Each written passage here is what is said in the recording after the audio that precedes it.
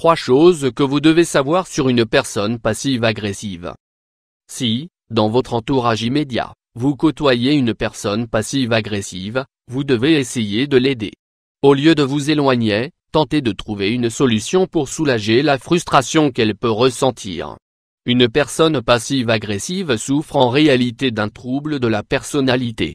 Ses principales caractéristiques comportementales sont une obstination continue, une manière de réagir provocatrice face aux demandes des autres et une attitude négative, voire totalement défaitiste, face aux événements de la vie.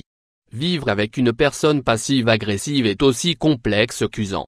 Comme c'est toujours le cas avec les troubles de la personnalité, certaines personnes remplissent certains critères, quand d'autres les accumulent tous. Cependant, toutes les personnalités dites passives-agressives ont une capacité à manipuler les autres et à bâtir des relations interpersonnelles basées sur la souffrance et le malheur. Il est possible que vous viviez actuellement avec une de ces personnes. Quelqu'un de votre famille ou de votre travail peut souffrir de ce trouble si destructeur.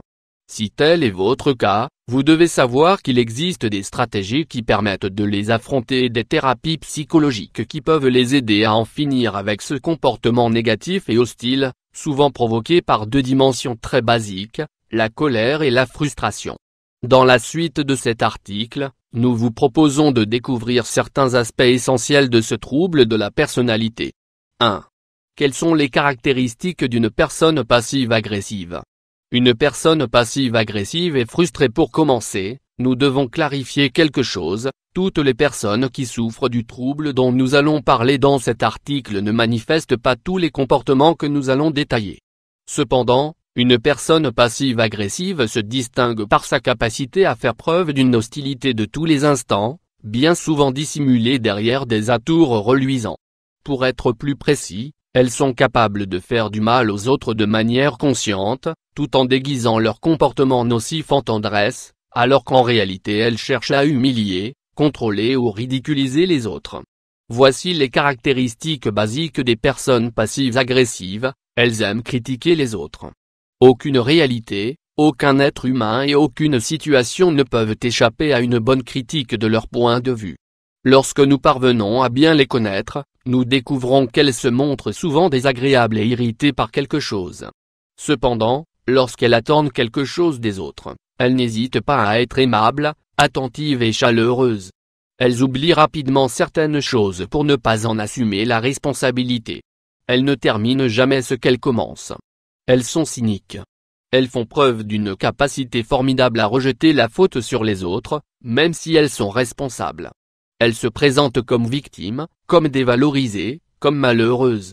Elles détestent toutes les formes d'autorité. Elles rejettent les suggestions des autres. 2. Qu'est-ce qui se cache derrière ces personnalités ? Une personne passive-agressive souffre d'addiction. C'est souvent la première réflexion que nous nous faisons. Pourquoi agissent-elles de cette manière si, sur du long terme, elles ne vont que ressentir de la frustration et bâtir des relations bancales ? Voici quelques pistes de réflexion à ce sujet. En règle générale, ce sont des personnes qui ont été élevées dans des familles qui ne font pas de la gestion des émotions une priorité. Elles n'ont jamais appris à canaliser leur frustration ou à se défaire de leur colère. Elles ont une très faible estime d'elles-mêmes. Petit à petit, elles se sont rendues compte qu'en contrôlant les autres et en prenant une position de pouvoir, elles pouvaient dissimuler leurs propres carences.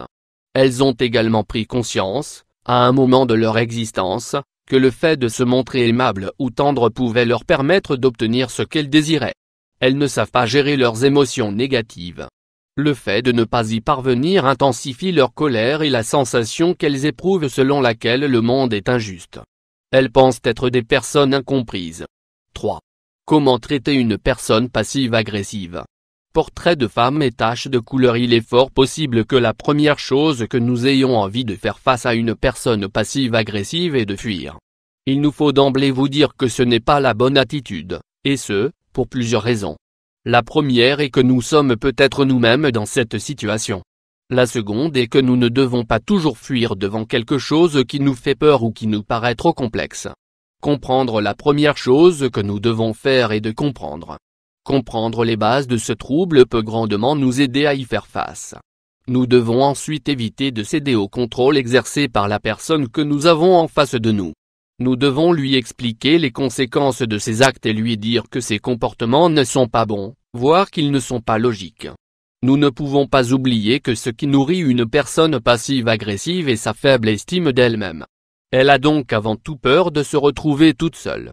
Ne pas céder, vous devez être assertif, mettre des limites, être raisonnable et suggérer d'autres options comportementales à la personne qui se trouve en face de vous. Si tu me parles avec cynisme, je ne te ferai pas confiance. Tu dois me respecter. Si tu es si négatif, tu finiras par t'isoler dans tes propres peurs. Au lieu de toujours te focaliser sur mes défauts et de me critiquer, tu devrais essayer de voir les bons côtés de ma personnalité. Proposer l'aide d'un professionnel. Une personne passive-agressive souffre à cause d'un sentiment d'infériorité, d'une gestion immature de ses émotions et d'une très faible estime d'elle-même. Personne ne peut être socialement ou émotionnellement équilibré avec de telles carences, de telles limites. Voilà pourquoi vous devez lui conseiller de demander l'aide d'un professionnel. Une thérapie cognitivo-comportementale peut lui être d'une grande aide. Il est nécessaire de garder à l'esprit qu'une personne passive-agressive n'est pas malade, mais qu'elle porte une armure antipathique et qu'elle se conduit de manière manipulatrice. C'est avant tout une personne fragile qui a besoin d'être aidée. Nous devons l'aider à trouver le chemin du bien-être. Ceci peut notamment passer par une thérapie, qui pourrait changer sa vie du tout au tout et lui rendre son bonheur.